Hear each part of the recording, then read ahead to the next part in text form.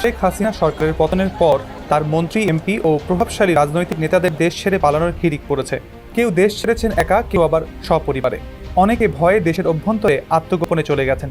শুধু মন্ত্রী, এমপি বা প্রভাবশালীই নয়, আওয়ামী লীগ, যুবলীগ, ছাত্রলীগ সহ বিভিন্ন অঙ্গ সংগঠনের শীর্ষ নেতারাও ভয়ে আত্মগোপনে গেছেন।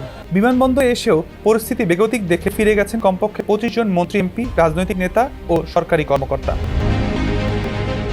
এদিকে সরকার পতনের একদিন পর থেকে 6 আগস্ট হযরত শাহজালাল সহ দেশের সবগুলো বিমানবন্দরে কড়াকড়ি আরোপ করা হয়েছে। সংশ্লিষ্ট সূত্রে জানা যায়, বৈষম্য বিরোধী ছাত্র আন্দোলন চলাকালে 14 জুলাই দেশ ছাড়ে নারায়ণগঞ্জ 2 আসনের সংসদ সদস্য ব্যাংকক যান কুষ্টিয়া 2 আসনের সংসদ সদস্য মোহাম্মদ কামরুল আরেফিন। ব্যাংকক যান সাবেক স্বাস্থ্যমন্ত্রী ও মানিকগঞ্জ 2 আসনের সংসদ সদস্য দেওয়ান জাহিদ আহমেদ মালেক। 25 জুলাই রাতে সিঙ্গাপুরের উদ্দেশ্যে দেশ ছাড়েন ফরিদপুর 4 আসনের সংসদ সদস্য মুজিবুর রহমান চৌধুরী নিক্সন।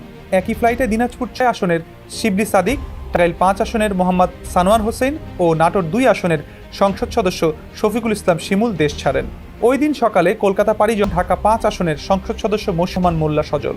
দুবাই চলে যান সাবেক রেলমন্ত্রী ও কিল্লা 11 আসনের এমপি মজিবুল হক। ম্যানচেস্টারের উদ্দেশ্যে ছাড়েন ঢাকা 16 আসনের সংসদ সদস্য ইলিয়াস উদ্দিন মোল্লা। মালয়েশিয়া যান সাবেক গণশিক্ষামন্ত্রী রুমানা আলী। দেশ ছেড়েছেন নোয়াখালী 2 আসনের এমপি মোর্শেদ আলম। হংকং চলে গেছেন ব্রাহ্মণবাড়িয়া 5 আসনের সংসদ সদস্য ফয়জুর রহমান। সিঙ্গাপুর গেছেন ময়মনসিংহ 8 আসনের মাহমুদুল হাসান সুমন। 18 জুলাই সিঙ্গাপুরে যান সাতক্ষীরা 3 আসনের